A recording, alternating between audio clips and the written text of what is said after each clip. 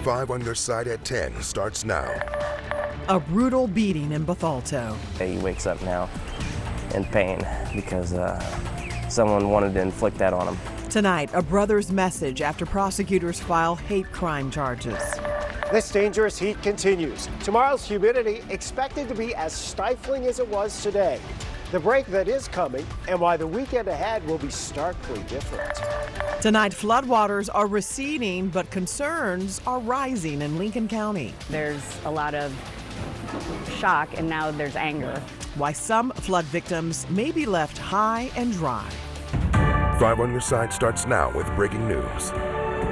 Tragedy tonight in New York City. At least 5 people are dead, including an off-duty NYPD officer after a gunman opened fire in the lobby of a skyscraper in Midtown Manhattan. The 44-story building on Park Avenue houses the headquarters of the NFL and the investment firm Blackstone. A man carrying a long gun was captured on surveillance video walking into the building around 6:30 local time. Police say the gunman, a 27-year-old man from Las Vegas, was found dead on the 33rd floor of a self-inflicted gunshot wound. Another victim was critically injured in this shooting. The fallen officer was 36 years old and leaves behind a wife and 2 young sons and a 3rd child on the way. He put himself in harm's way. He made the ultimate sacrifice, shot in cold blood, wearing a uniform that stood for the promise that he made to this city. He died as he lived. The motive is still under investigation. We'll learn more in the days to come. Police, though, believe this was a lone attack and there's no longer an active threat. Now to our weather impact alert. Dangerous heat continues its grip on the bi-state, but that grip is about to loosen. So let's get over to Weather Impact Chief Meteorologist Scott Connell on the dangers we still face over the next 48 hours. Scott. I think the heat and humidity will be back in full force again tomorrow afternoon. In fact, we really don't have much of a break from it tonight. It still feels like it's around 100 in many locations. You're looking at Lambert, where the peak heat index today was 108 degrees. It is still in the mid to upper 80s around St. Louis. Berkeley's at 88. So is Cahokia Heights right now. Even in the coolest spots, it's only around 80 degrees, but those dew point temperatures, they're in the upper 70s. That humidity is stifling, and it's still creating heat index values, especially in the city and some areas south and east of St. Louis, around 100 at this late hour. The heat is going to linger into Wednesday. Now, at some point Wednesday, the chance of showers and thunderstorms will increase as a front approaches from the north, but tomorrow afternoon should be similar to this afternoon with heat index values above 110 for some of us. So make sure you're staying hydrated and taking breaks. This is your St. Louis hourly heat index forecast tomorrow. It's not pretty. In fact, it's downright dangerous. By the time you get to lunchtime, it feels like 110, and then we're staying in that 110 to 115 range as we head into tomorrow afternoon on the heat index. There's a lot of folks working outside right now because of all the storms this spring. If you're in that work zone outside in the construction, make sure you're staying hydrated. It is going to be probably about 36 more hours before we start to see the break arrive in St. Louis. And we can't stress it enough to stay safe in this dangerous heat.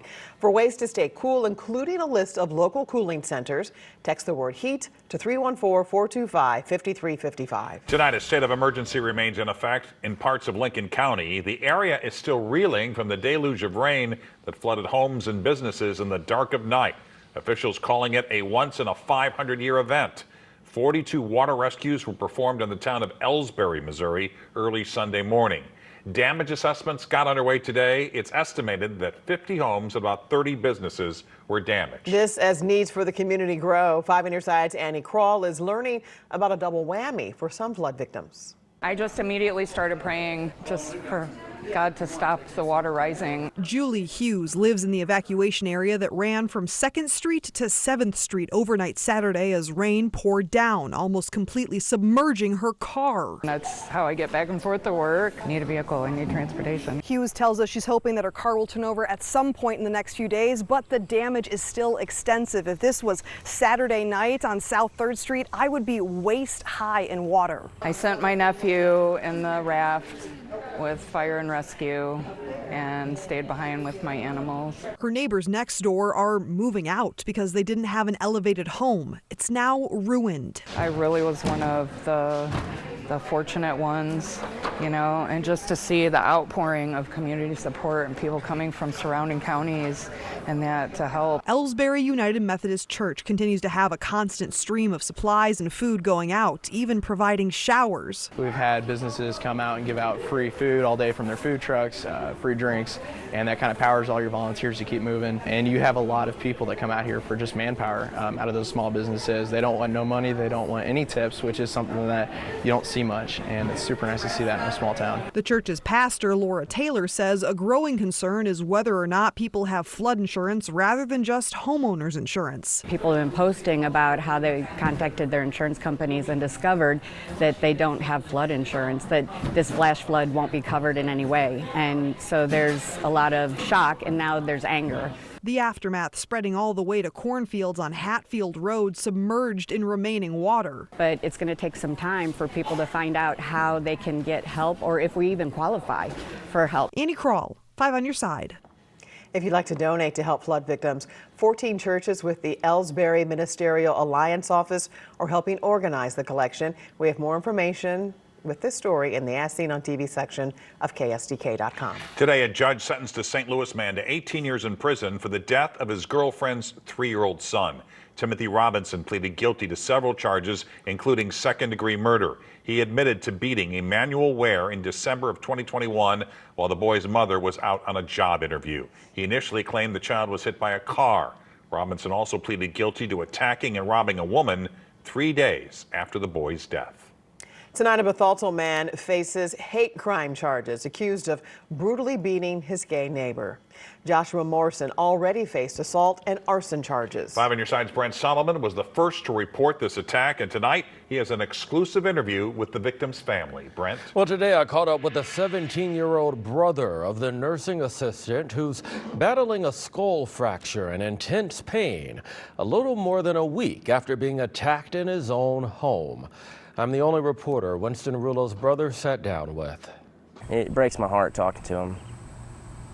You know, talking about what he went through and, you know, how he wakes up every day in lots of pain. 17-year-old Scott Jansen is trying to be strong for his 22-year-old brother Winston Rulo. You're not supposed to wake up and walk out your door and get attacked. We first reported Friday. Police arrested Joshua Morrison after a standoff with a SWAT team here on Grant Street in Bethalto.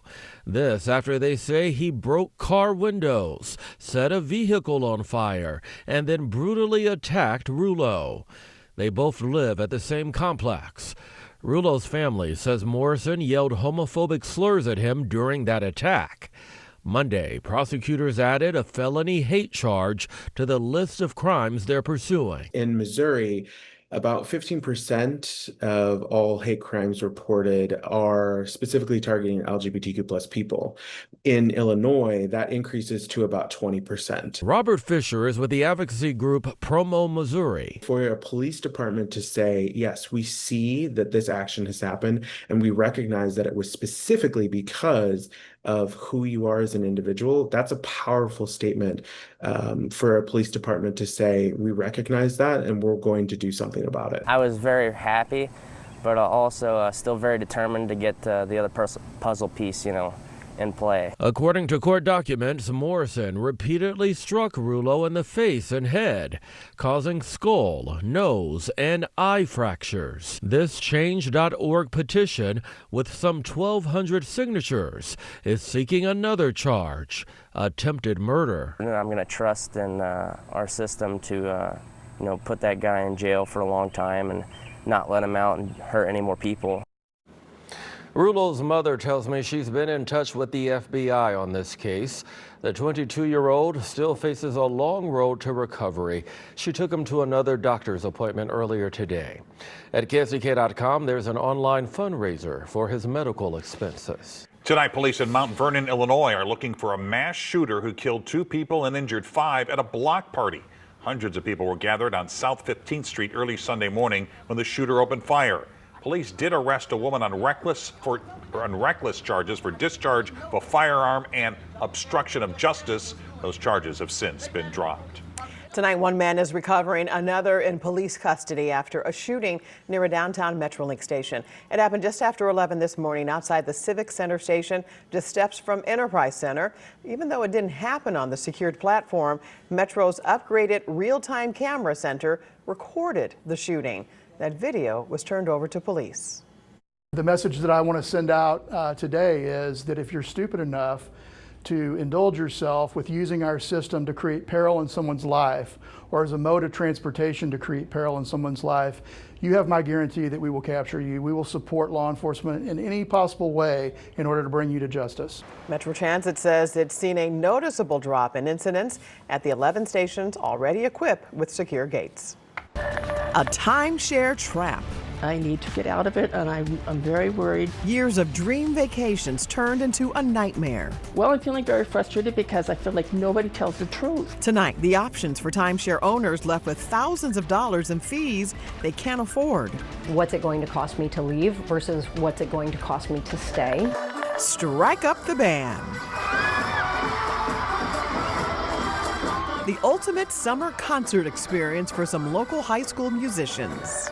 The worst of this heat and humidity is with us for about the next 36 hours. We go from sweltering to a hint of autumn for the weekend. We're timing out the changes and when this weather impact alert ends on Wednesday.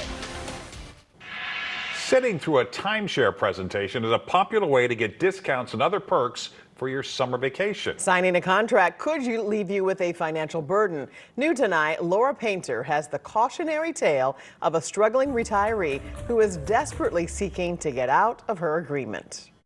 It now no longer works. I need to get out of it, and I'm very worried that my estate is going to be screwed up because of it. 78-year-old Patricia Lynn Cordero, a retired nurse, says she bought a timeshare in Montana more than 2 decades ago for about $15,000. It also had an exchange program, allowing her access to resorts across the country and Mexico. I have been on wonderful trips. 1 or 2 a year for 20 plus years. But after becoming partially disabled, travel is pretty difficult. Cordero says she and her family haven't used the timeshare in years. She's hoping to unload the timeshare and the thousands of dollars in annual fees that come with it. Cordero has done her research. She says she has tried to sell it, but to no avail. She also looked into timeshare exit companies, but she says she felt uncomfortable with their tactics. They want money up front, one big red flag. Lynn also reached out to the timeshare company itself, writing this letter, saying in part, quote, "I hereby relinquish ownership of this timeshare and return it to you. I do not expect any payment from you. I don't have access to the property. There has never been a mortgage on it. I will not pay any further maintenance fees." And they responded with this letter, saying in part, quote, "We are not accepting property back. As this is a deeded property ownership, you remain the responsible owner of your obligation until it is legally transferred through sales or otherwise to another lawful owner." Tell me more about your concerns and how you're feeling as you're trying to navigate all of this.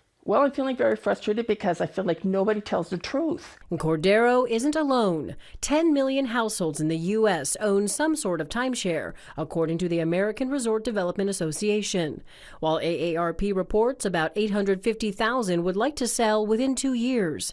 Experts say weighing your options is important. What's it going to cost me to leave versus what's it going to cost me to stay? Molly Wanless-Smith with the Better Business Bureau suggests looking into renting, subletting, or transferring your timeshare if legally possible. Molly, tell us about some of the resources that people can turn to if they want to get out of their timeshare. This is a contract that you're entering into, so you can review it with a timeshare attorney or a contract law attorney, anybody who's in that sort of consumer protection space. If you decide to work with a timeshare exit company, she suggests working with organizations accredited by the Better Business Bureau and American Resort Development Association, who have a code of ethics members must follow. So if you are to the point where you're not able to work with the company itself, you've made all of the efforts and attempts that you can to exit, you've submitted your request in writing and they're still telling you it's a no-go, then finding somebody who can assist you with that process. You want to make sure that they're on the up and up, that they are who they say they are and they do what they say they do. Again, that was Laura Painter reporting. If you do end up using a timeshare exit company, the Better Business Bureau says be wary of paying upfront fees. It's also suggested you pay with a credit card in case you need to challenge the purchase later. What a memorable summer for members of the O'Fallon Township High School Marching Band.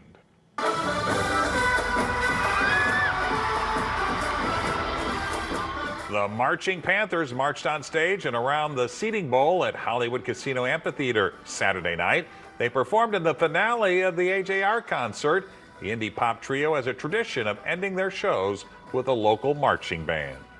I think our students are still on we'll say a performance high from the whole thing, and our parents and our school. We're so proud of these kids. We are so grateful that we got to be a part of something that was just so spectacular. The Marching Panthers are no strangers to the big stage. They performed in the Macy's Thanksgiving Day Parade, Carnegie Hall, and the Muni. They are popular. Chief Meteorologist Scott Connell is back with the weather impact forecast. Just a couple of more days of this heat, Scott. Yes, I can tell you the band members are saying the heat is not popular with us, and I don't think any of us really like this kind of heat. So we had our top heat index today in the St. Louis area, 119 over in Mount Vernon. That's the highest we saw. Now, the heat index right now around Lambert's still above 100, and that's true in the city. We're holding the heat with all of our brick houses and all of the brick buildings, the concrete, the asphalt. Temperatures are mostly in the low to mid 80s, but it still feels like it's 98 at Scott Air Force Base. 102 is what it feels like at Sparta. Those dew point temperatures are still high tonight. Our dew point in St. Louis, 79 degrees. 95 was a high, 80 was a low. Current heat index 101, even though we're down to 87. We still have some clouds rolling across the area tonight. The focus for thunderstorms well to our north and also well to our southeast. So it looks like it's a fairly quiet night tonight. Those dew points, though, they are brutal across the area. Upper 70s, close to 80 degrees. It doesn't get much more humid than this. And so tomorrow, once again, we don't see that mixing out or changing. We see the extreme heat warning continuing for much of the area tomorrow, including all of the metro area, much of southern Illinois, and southeast Missouri. These are your hour-by-hour heat index values in St. Louis. 110 to 115 degrees tomorrow afternoon. Just brutal heat. Here's a look across the region. More of the same for tomorrow. I think today and tomorrow, probably the worst of it. On Wednesday, we start to see the break nudging in from the north. Now, it may be a slow process, and for Wednesday morning and into Wednesday afternoon, especially south of St. Louis, there's the potential we still have triple-digit heat index values, but that is all gone by Thursday. Again, this is a longer duration. We started the extreme heat warning last Saturday. So we're in, day 10, 11, and 12 here coming up. Make sure you're getting plenty of water. Limit that physical activity. Stay in the air conditioning as much as you can. Out of the sunshine as much as you can. Don't leave your kids in the car. Remember, the pets need fresh water. They need shade and air conditioning too. That front on Wednesday starts working in here. Sometime later in the day into Wednesday night, there's a little better chance we'll see some showers and thunderstorms as the front comes through, but that's going to deliver much cooler temperatures as we go into the weekend. So our weather impact alert for the next 2 days, as bad as it was this afternoon, tomorrow afternoon is probably very similar in terms of heat intensity and the way it feels. And then we have that storm chance come Wednesday, and it's the potential that we may actually have a few stronger storms Wednesday afternoon, Wednesday evening as that front comes in. I mean, it has some unstable air to work with, that's for sure. What looks great, though, is your weekend. Would you like a taste of autumn this weekend? That would be very nice after what we've been going through. A nice change, right? Yes. You got it. Scott, thanks. Frank is here with sports. Well, the Stallion was on fire for the Cardinals. A legendary baseball player passed away. Coach Drink on the quarterback battle. And we're playing hit and run with a very popular St. Louis sportscaster.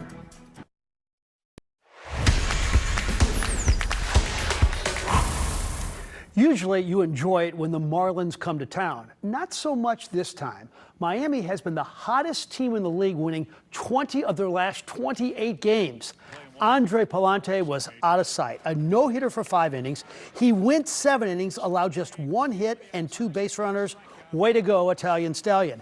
Alec Burleson hit one 417 feet yesterday, make it 411 feet today, and the Cardinals led it 1-0 in the third. Mason Wynn had himself a day. 3 hits, including this base-clearing drive in the 7th, and the Cardinals coast to a 7-0 victory. I mean, it's great, especially like you said, going through some stuff, but still being able to contribute offensively, which is great. Obviously the defense has been there all year, but I just been a little inconsistent offensively. So to have this success recently has been really good for me.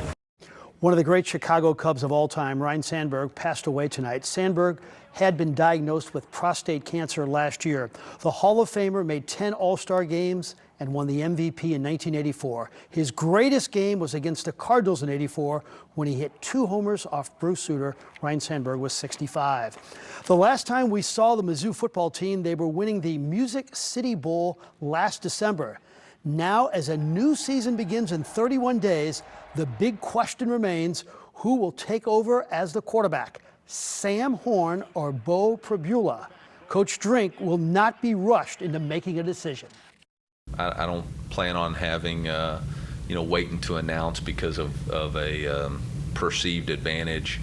Neither one of them have played that much football, so there's not going to be anybody to scout. I mean, it's not going to help UCA one way or the other. And if it's undecided, then we'll let them go into the games and play as long as we need to. This weekend, I got to see some of my favorite athletes at the 4th annual St. Louis Wheelchair Indoor Championships.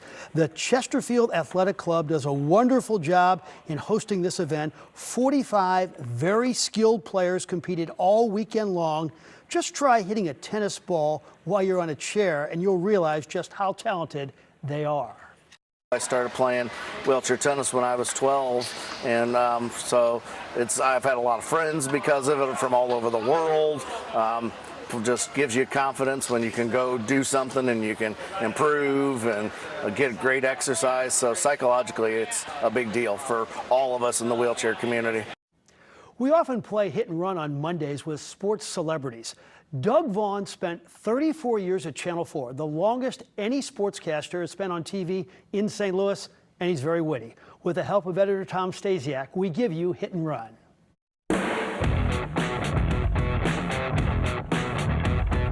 True or false, you once danced with Walter Payton? I did. I ballroom danced with Walter Payton at the Collinsville Holiday Inn. I was going there to interview him when they were trying to get the expansion football team, and he had to get a speech to give, and he was about 15 minutes away from doing that. I said, Walter, can we just interview you right now? And with that, he took the microphone and set it on the ground, and we began to ballroom dance around the Collinsville Holiday Inn. An uncomfortable length of time. I mean, this went on for 60 seconds or so. Worst moment for you ever on television? Worst moment. Most embarrassing? Early in my career, like weeks into my career, I'm 22 and just completely nervous about doing anything. I looked right into the camera after a golf tournament and said, Lee Trevino bogeyed the last hole and finished 6 S's off the pace. I meant to say 6 shots off the pace. It did not come out shots. And I just froze. I thought that was the end of my career. Very, very easily could have been. Best St. Louis interview of all time. It has to be Brett Hull. What sports figure in town has your wife found attractive and it kind of ticks you off? I guess it would be you. Well, she's a devoted Channel 5 viewer, and she's stalked you on numerous occasions. Well, she's only human. All right, word association. First thing that pops in your head. Oh, no. Steve Savard. Good friend. Stan Kroenke. Bad friend. Albert Pujols. Superstar. Mike Keenan.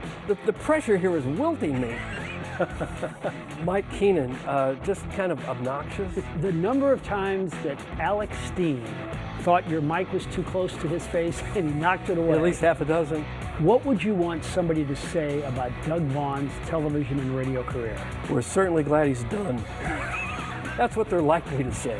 What I'd want them to say is, I guess we're not going to sue him. Either of those would be fine. He was the most self-deprecating sportscaster of all time. Good man. He is really good and really funny. We'll be right back. That house is starting to go. Oh, Jeff, it's unbelievable. There it goes. This week marks 32 years since that iconic moment from the Great Flood of '93. The Gummersheimer farmhouse near Columbia, Illinois, swept away by the Mississippi River and the floodwaters on live television.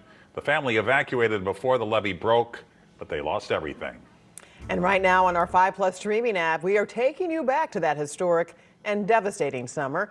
You can watch our Great Flood of '93 special for free and on demand through your Roku, Apple, Fire, or Samsung TV. And Scott has a final check of the weather impact forecast. Well, at least we're not looking at something like that. We are looking at the heat and humidity, though, and both of those are staying very high tomorrow afternoon. 97's the high. That means the heat index in many spots will be between 110 and 115 degrees, probably in the city as well. As we go into Wednesday, we start to turn the page on the heat. Morning hours are pretty steamy. Early afternoons pretty steamy. At some point, we increase our chances for showers and thunderstorms. Temperatures begin to drop, and by the time we get to Thursday and to Friday, much more tolerable air arrives. And for the weekend, the humidity levels drop way off. Looks fantastic. There you have it. 5 on your side at 10. We're always streaming on 5+. Be sure to start your day with Today in St. Louis. That starts at 4 a.m. Have a great tomorrow.